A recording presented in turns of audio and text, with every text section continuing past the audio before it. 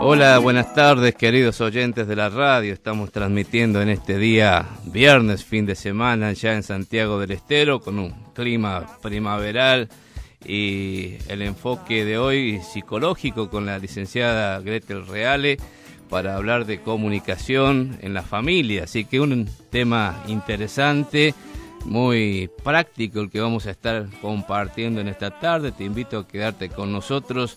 Estamos en vivo por FM 105.7, Radio de la Fe, desde Santiago del Estero, República Argentina. Ahora lo tenemos que decir así porque salimos de aquí proyectados para todos lados. Así que gracias por estar con nosotros, por acompañarnos. Y si quieren comunicarse con nosotros, pueden hacerlo a través de las redes sociales, ingresando también en el portal de la radio, www.radiodelafe.com.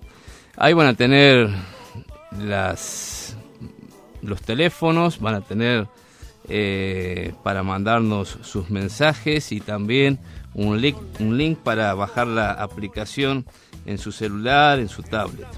Luego Roxana nos va a dar los teléfonos para que puedan estar comunicándose directamente con nosotros. Pero antes de comenzar el programa de hoy, quiero dejarte una reflexión espiritual basada en lo que dice el apóstol Pablo en la carta a los Filipenses, capítulo 2, y voy a comenzar a leer el versículo 5 en la versión Reina Valera contemporánea. Dice: que haya en ustedes el mismo sentir que hubo en Cristo Jesús, quien, siendo en forma de Dios, no estimó el ser igual a Dios como cosa a que aferrarse, sino que se despojó a sí mismo y tomó forma de siervo y se hizo semejante a los hombres. Y estando en la condición de hombre, se humilló a sí mismo y se hizo obediente hasta la muerte y muerte de cruz. Por lo cual Dios también lo exaltó hasta lo sumo y le dio un nombre que es sobre todo nombre, para que en el nombre de Jesús se doble toda rodilla de los que están en los cielos y en la tierra y debajo de la tierra, y toda lengua confiese que Jesucristo es el Señor, para gloria de Dios Padre. Es interesante cómo el apóstol Pablo va narrando aquí esto que podríamos decir una escalera descendiente desde el trono a la tierra y luego un ascenso desde la tierra al trono. El primer pasaje, la primera escena es lo que resume el recorrido del Señor Jesucristo desde la gloria eterna hasta su muerte en la cruz del Calvario. Él, el Hijo de Dios, el Creador de los cielos y la tierra, dice el apóstol Pablo, se despojó a sí mismo. Él era todo, Él sabía todo, Él podía todo, Él estaba en todos los lugares al mismo tiempo. Él es infinito. Sin embargo, a través de este proceso de la encarnación, por medio del cual el Espíritu Santo engendró en el vientre de María, siendo virgen, la personalidad humana del Señor Jesucristo, Él condescendió para habitar entre los hombres. Y no lo hizo como un gran rey, no lo hizo con una entrada majestuosa en la tierra, sino que nació en un humilde pesebre, allí recostado sobre la paja que comen los animales. Y qué tremendo que es pensar en este descenso tan grande. Él que era Dios, Él que es Dios, nunca dejó de ser Dios, sino que comenzó a hacer lo que nunca antes había sido, hombre. Se humilló a sí mismo y se humilló hasta el punto de hacerse siervo, un siervo obediente hasta la cruz. Habiendo asumido nuestra naturaleza humana, habiendo asumido un cuerpo humano sobre el cual pudiera cargar Dios todo el pecado de toda la humanidad, Él se hace voluntariamente obediente a Dios el Padre hasta la muerte y muerte de cruz. Ahora, la segunda escena, dice el apóstol Pablo, por lo cual, por esa vida inmaculada, por esa vida impecable, por haber sufrido hasta lo sumo, Dios lo exaltó hasta lo sumo y le dio un nombre que es sobre todo nombre, para que en el nombre de Jesús se doble toda rodilla. Esta es la exaltación del Señor Jesucristo. Esto es el grado máximo que un hombre puede alcanzar. Claro, el Señor Jesucristo con su cuerpo resucitado ascendió a la gloria y se sentó a la diestra de la majestad en las alturas. Y esto a nosotros nos llena de esperanza, porque si Cristo resucitó, dice el apóstol Pablo, nosotros que hemos creído en Él, resucitaremos también y estaremos juntamente con Él. Llegará el día en que todo hombre, toda mujer, reconocerá esta gloria única del Señor Jesucristo. Los que están en los cielos, los que están en la tierra y aún los que están debajo de la tierra. Pronto todos tendrán que postrarse ante el Señor Jesucristo, quien recibirá de parte de Dios el dominio universal. Pero hoy quiero hacerte reflexionar en esto. Llegará un tiempo en que llegará un día, y pronto viene, en que todos van a reconocer al Señor Jesucristo como Señor. Pero nosotros tenemos que reconocerlo hoy. Tenemos que reconocerlo ahora. Ahora es el tiempo de reconocer a este Cristo que es el Cristo de Dios que descendió del cielo, que murió en tu lugar, que murió en mi lugar, que llevó nuestros pecados. Poner nuestra confianza en Él como Salvador personal y reconocerlo como el Señor de nuestras vidas aquí y ahora. Llegará un tiempo en que todos tendrán que reconocerlo a la fuerza, pero tal vez será demasiado tarde porque estarán en un lugar de eterna condenación. Estarán eternamente separados de Dios. Dios quiere que todos los hombres sean salvos, que todos vengan al conocimiento de la verdad, que todos encuentren en Jesucristo un Salvador personal. Y vos, mi querido oyente, ya has tenido esta experiencia personal, ya has tomado esta decisión, ya has puesto tu confianza en Cristo como Salvador personal. Nosotros desde la radio queremos invitarte a que vos tengas esta relación personal con Dios y recibas a Cristo por la fe. Porque dice Juan capítulo 1, versículo 12, que a todos los que reciben al Señor Jesucristo, a todos los que creen en Él, Dios les da la potestad, el privilegio, el derecho de ser hijos de Dios. Te habla el pastor Carlos Aguilera. Vamos a tener una pausa musical.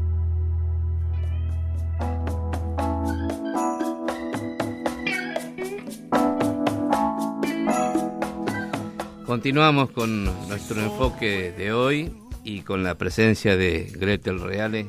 Bienvenida después de larga ausencia. Muchas gracias.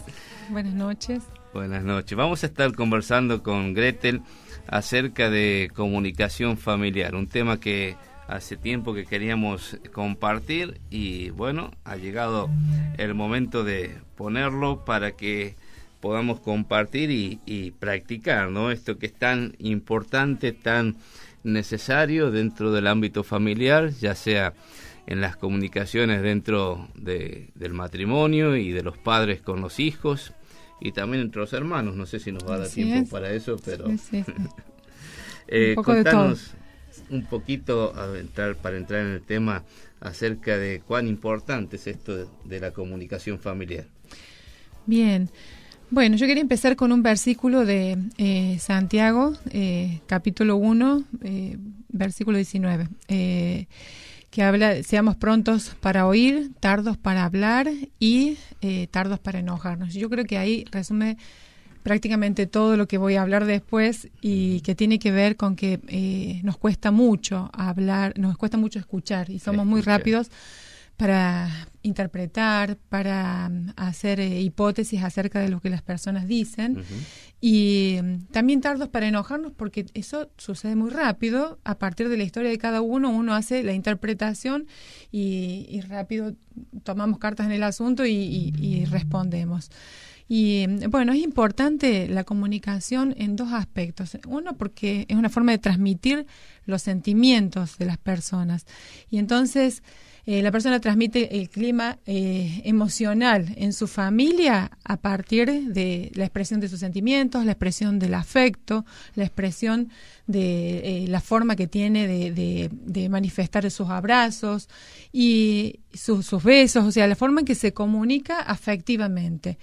Y también en la familia se transmite información. La información es a través de opiniones, de la forma de pensar las cosas y también de experiencias. Ahora, si por ejemplo somos personas que dentro de la familia solamente comunicamos la información, voy para acá, voy para allá, voy a hacer tal cosa, pero no está este clima emocional, afectivo, y hay un desequilibrio en lo que es la comunicación familiar.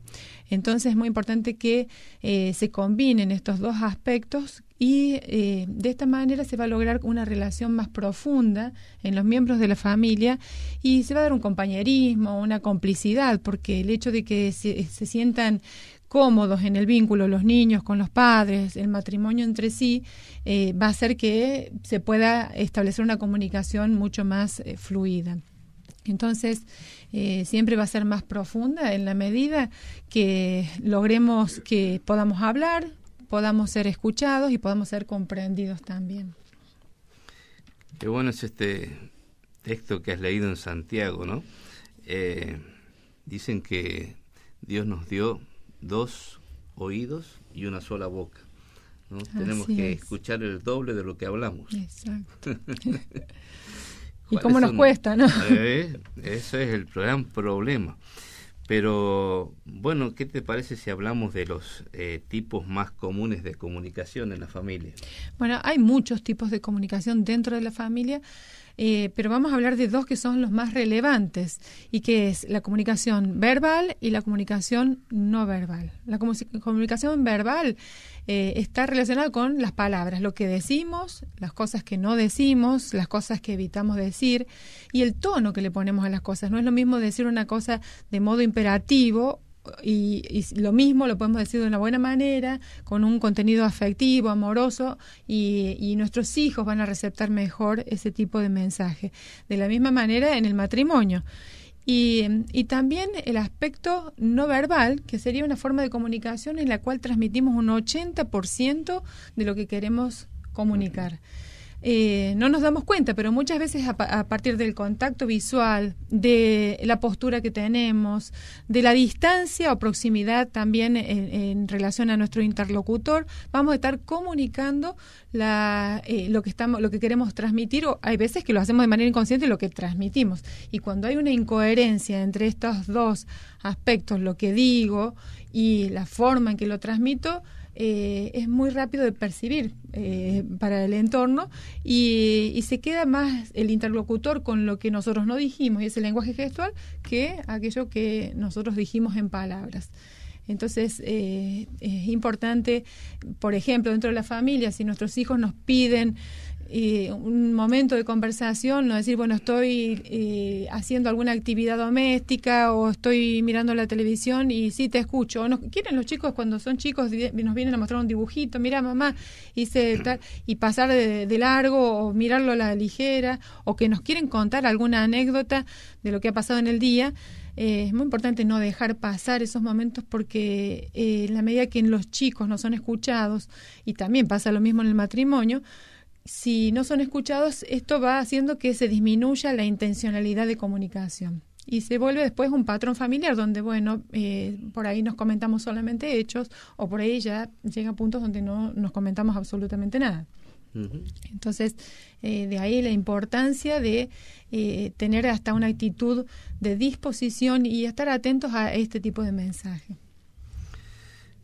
Evidentemente, tenemos un gran problema de comunicación en la sociedad contemporánea y se traslada a la familia, ¿no? Tenemos medios masivos de comunicación que nos separan en la comunicación personal. Una contradicción que sí se da totalmente. Exacto, nos sobreabunda la información, pero información no es lo mismo que comunicación, ¿no? Sí. Desde el mismo Estado Nacional, a través de las jornadas que se hacen de capacitación docente, se está trabajando mucho en lo que es comunicación, la comunicación del docente con el alumno. Y te digo esto porque evidentemente esto de comunicarse es un proceso de enseñanza y aprendizaje, ¿no? En el contexto de la familia, ¿qué nos puedes decir de cómo enseñar a dialogar a los hijos? Uh-huh. Bueno, lo principal es el ejemplo. O sea, los niños van a repetir lo que aprendieron dentro de la casa y aprenden de una manera natural lo que se va viviendo en la vida cotidiana. ¿Cómo es esto? El día tiene 24 horas y nosotros vamos a destinar el tiempo a las cosas que consideramos relevantes, importantes para la familia. Y a veces decimos, yo no tengo tiempo para hablar con mis hijos, o yo no tengo tiempo para dialogar en el matrimonio. Pero el tiempo está, el tema es que cómo lo distribuyo es lo que realmente importa y lo que nosotros tenemos que poner atención en eso para que podamos darnos cuenta si realmente hemos establecido bien las prioridades como tienen que ser. Uh-huh. Y por otra parte, allí donde nosotros tengamos nuestro corazón, ahí está, digamos, las cosas a las que le damos importancia, como dice el versículo. Exactamente. Y ese es el secreto. Donde está tu corazón está tu tesoro, ¿no es cierto? Uh-huh. Y bueno, entonces es bueno reflexionar y pensar que tenemos que poner nuestro corazón en las cosas prioritarias que realmente van a ser duraderas en el tiempo y que en los momentos difíciles van a ser las que nosotros vamos a privilegiar. Uh-huh. En la familia se transmite también los valores de manera inconsciente, el respeto, la honestidad. Es que no muchas veces no lo hacemos de manera clara o directiva, pero sí lo transmitimos a través de los hechos. Entonces, este ejemplo que los padres damos a nuestros hijos de la justicia, de la honestidad, de la generosidad, de la solidaridad, los niños lo van a ir incorporando solamente en cómo lo vivimos dentro de la familia. Y esto se reproduce después en el respeto que tienen los hijos hacia los padres, pero que empieza en el respeto de los padres hacia los hijos. Uh-huh. Si nosotros somos tolerantes con nuestros hijos, con sus errores, y también reconocemos nuestros propios errores, nuestros hijos también van a reconocer los suyos. Uh-huh. Y, por ejemplo, una familia que tiene mucho diálogo, que se comunica de una manera adecuada, va a generar una educación de tipo asertiva. Van a ser niños que al sentirse protagonistas dentro de la misma familia y poder dar sus opiniones en cosas que sean adecuadas a su edad, van a sentirse también aptos para poder dar opiniones afuera, de participar. Uh-huh. Y sentirse cómodos y con la posibilidad de expresar sus sentimientos en cualquier ámbito. Pero el primer espacio donde tienen que generarse, digamos, ese tipo de diálogos es en la casa. Buenísimo. Es importante, quiero remarcar eso, que uno le da tiempo a las cosas que considera importantes, ¿no?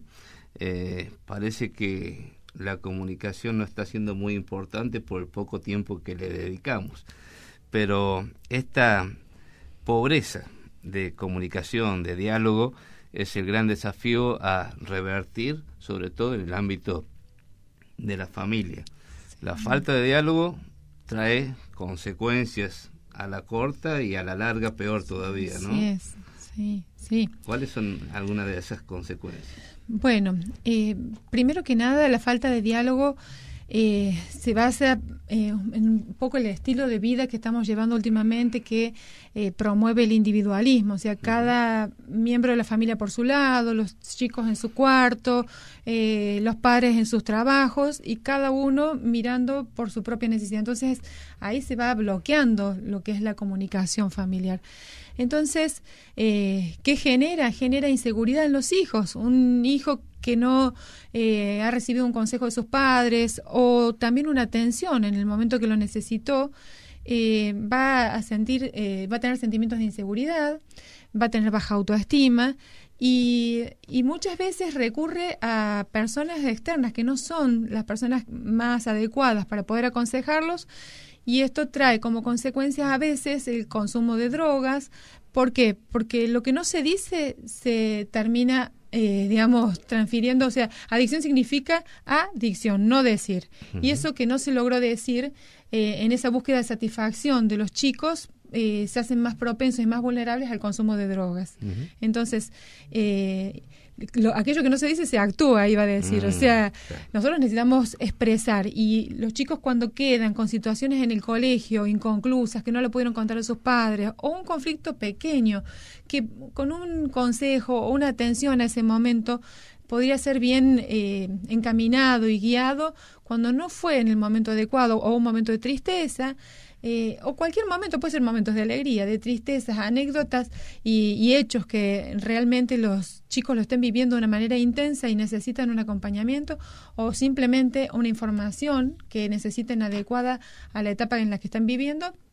Cuando esto no sucede, quedan más expuestos a las situaciones de calle, de la calle, ¿no es cierto?, en que cualquiera puede ser un consejero y se vuelve más confiable un vínculo que tal vez no sea el más sano para ese niño, o en el caso del adolescente también con más razón, porque ya tiene mucha más exposición a lo que es la vida social. Uh-huh. Sí, todo niño que está en formación, adolescente, está en busca de información acerca de todas las cosas que le causan curiosidad y las cosas que le llaman la atención, y de satisfacer sus necesidades, ¿cierto? Y formar su propia identidad. Si no la encuentra en la casa, la va a buscar en cualquier otro lado, ¿cierto? Sí. Pero Grete, ¿cuáles son los obstáculos que dificultan esa comunicación en la familia? Bueno, yo podría decir dos obstáculos que me parecen más relevantes.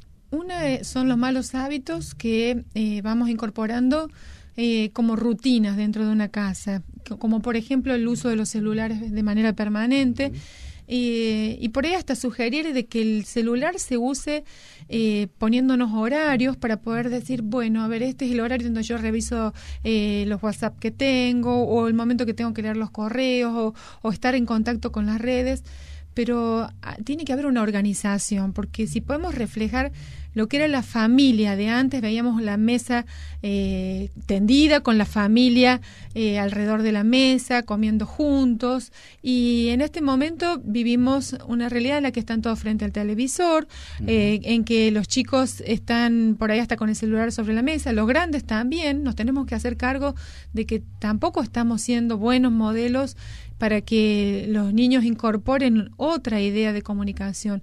Entonces, podríamos graficarlo, como decía, en dos fotos, ¿no es cierto? La foto de antes, la mesa en familia, compartiendo el diálogo, y la mesa actual, cada uno con su celular en la mano y cada uno abstraído, más contactados con gente a través del celular que por ahí ni conocen personalmente, o que no son tan relevantes o trascendentes para la vida afectiva y para el desarrollo evolutivo de los chicos, que con las personas que tienen cerca. Entonces, hasta por ahí es importante que podamos dar prioridades. Las personas que tenemos al lado son las más importantes, y a eso tenemos que dar atención. Esto me trae un recuerdo de una vez que fuimos a comer a un restaurante, y bueno, llegamos, y una de las cosas que decimos al rato de llegar, decimos, ¿y la contraseña del Wi-Fi? Y la moza contesta, es tiempo de conversar. Y la miramos así como que nos estaba retando, y en realidad esa era la contraseña. Y bueno, fue interesante y nos hizo reflexionar sobre, bueno, a ver qué estamos haciendo. Entonces, es como tomar verdaderamente en serio esto de que si generamos una salida y la salida es para compartir en familia, podamos hacerlo de verdad y tomarlo como un tiempo de conversar, un tiempo de comunicarnos, y eso hace que el vínculo se fortalezca y cada vez sea mejor, y en los momentos de necesidad el refugio sea la familia y no cualquier otro espacio. Qué interesante esto que dices, porque como a mí me molesta cuando voy y los veo sentados en una confitería, en un restaurante, por ahí, un matrimonio, una pareja, cada uno con su celular. Digo, ¿para qué salen juntos si al final van a estar compartiendo con otro? ¿No? Había una confitería donde te invitaban a poner los celulares en un jarrón, ¿no? Y te observaban, los mozos te observaban todo. Si vos no usabas el celular durante tu estadía en la confitería, te regalaban el café. Ah, ¿no? Bueno. Una buena motivación, está bien. Y sí, es muy importante. Cómo hemos perdido a través de la tecnología, muy útil en algunos aspectos, pero antes no había televisión y te tenían que contar los cuentos tu papá, tu abuelo, tenías que hacer volar la imaginación para a ver cómo será la historia que me están contando, ¿no? Y hoy la vemos en el televisor. Y los juegos también se compartían y era tiempo compartido. Ahora es la tecnología donde los niños se refugian y por ahí hasta los adultos, ¿no es cierto?, están con los juegos. Sí, estamos todos en ese barco. Por eso, para cerrar este tema, ¿qué recomendaciones podemos hacer para fomentar más la comunicación? Bueno, lo primero es romper con estos obstáculos que decimos, por un lado lo externo que hablamos, como lo que son las redes, la tecnología, el abuso de la tecnología en sí es muy buena. Uh-huh.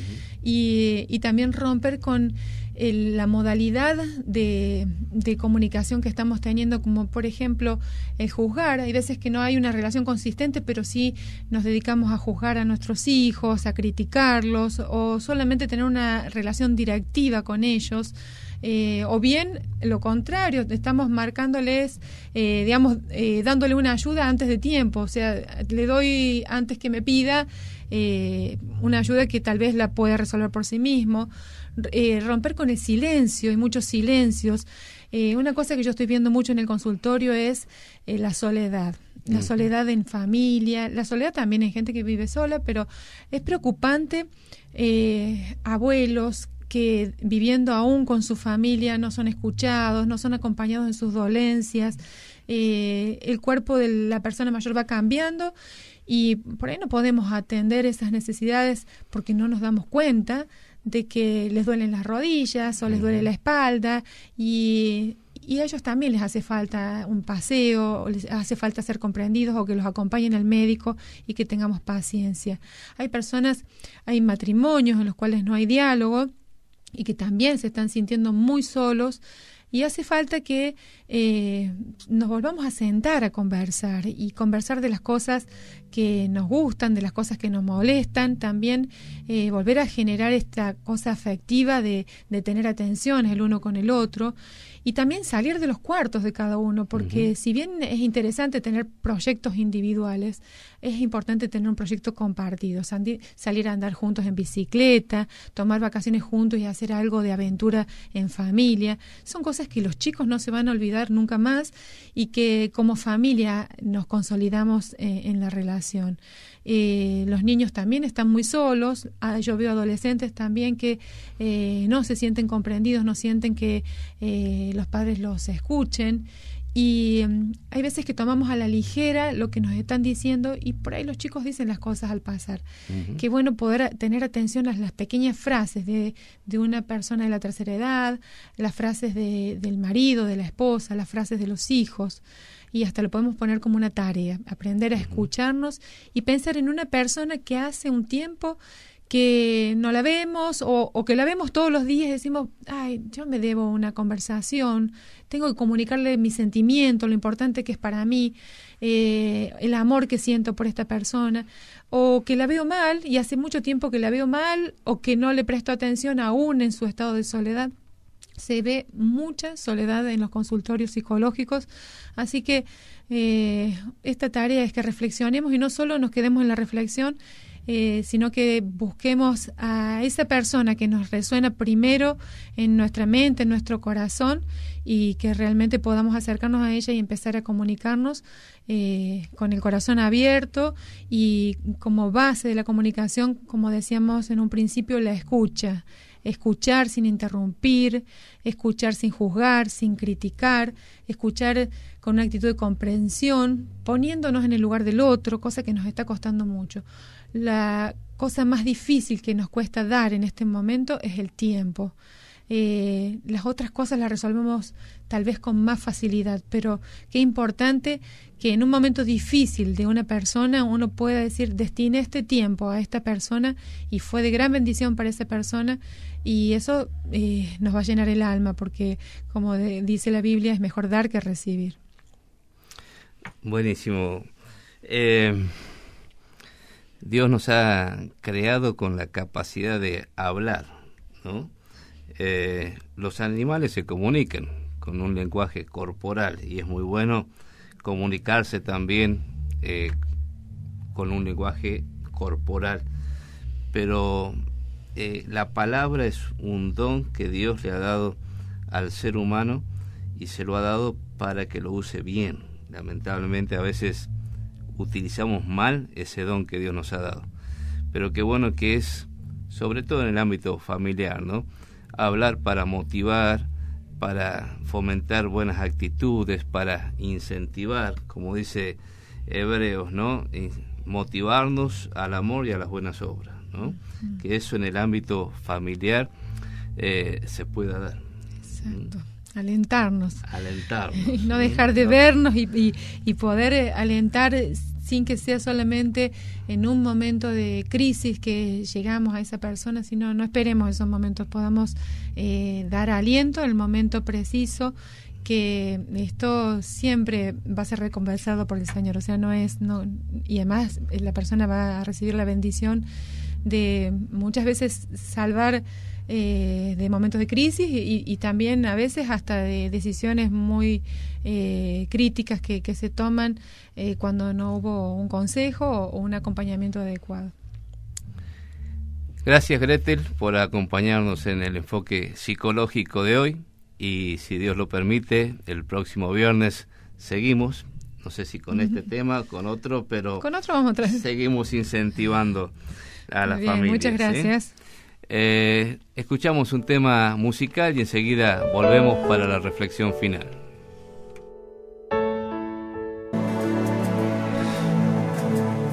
Bueno, llegamos al momento de la reflexión final y estábamos comentando acerca de este mes de la Biblia y haciendo algunas reflexiones en torno a la autoridad de la Biblia como palabra de Dios. Claro, vivimos en un tiempo en que toda autoridad es cuestionada. Se cuestiona la autoridad a nivel gubernamental, la autoridad escolar, la autoridad familiar, la autoridad eclesiástica y aún la autoridad de Dios. Hay personas que parecen pretender vivir en una anarquía donde pueden hacer lo que a ellos les viene en gana sin someterse a ningún límite ni a ninguna potestad. Pero en esto nosotros queríamos enfatizar en nuestro enfoque, en nuestra reflexión, acerca de que Dios es la autoridad final en todas las cosas que hacen a la vida, a la piedad. Dios es la autoridad, la norma moral por la cual se rige toda la humanidad. Querámoslo o no, reconozcámoslo o no, consciente o inconscientemente, debemos reconocer que Dios tiene la autoridad final. Y Jesucristo es la autoridad en la iglesia. Jesucristo es cabeza de la iglesia. Y Jesucristo hoy rige, Jesucristo hoy practica, Jesucristo lleva a cabo esta autoridad a través de la Biblia, que es palabra de Dios. Por lo tanto, en la iglesia no se puede hacer lo que uno quiera, lo que la mente humana determine o lo que los líderes eclesiásticos supongan que deben hacer. Una iglesia fiel será una iglesia que acepta la palabra de Dios como autoridad final en todas las cuestiones de fe y de práctica, porque es Jesucristo mismo el que nos está hablando a través de la Biblia y dándonos como cabeza estratégica de la iglesia cuál es el camino en el que debemos andar. Ahora, yo quiero hablar un poco, compartir con vos acerca de la autoridad de las Sagradas Escrituras. La razón esencial por la cual la iglesia se somete a la autoridad de las Escrituras es que Jesús mismo lo hizo. La autoridad de Jesús y la autoridad de la Biblia están íntimamente vinculadas la una con la otra. Y si Jesús, nuestro Señor, afirmó la autoridad de las Escrituras, nosotros no tenemos libertad alguna para repudiar lo que Él mismo respaldó. Ahora, la pregunta que me hago es ¿cómo afirmó Jesús las Escrituras? Y bueno, vos sabes que la Biblia consiste en dos partes, el Antiguo Testamento y el Nuevo Testamento. Y Jesús está en el centro. Así como el tiempo en nuestra sociedad lo dividimos en antes de Cristo y después de Cristo, también podemos hablar de que Jesús miraba hacia el Antiguo Testamento ya cumplido y Jesús miraba hacia adelante, miraba al Nuevo Testamento que todavía no había sido escrito. Por eso, la forma en que Jesús ratifica la autoridad del Antiguo Testamento y del Nuevo Testamento es distinta.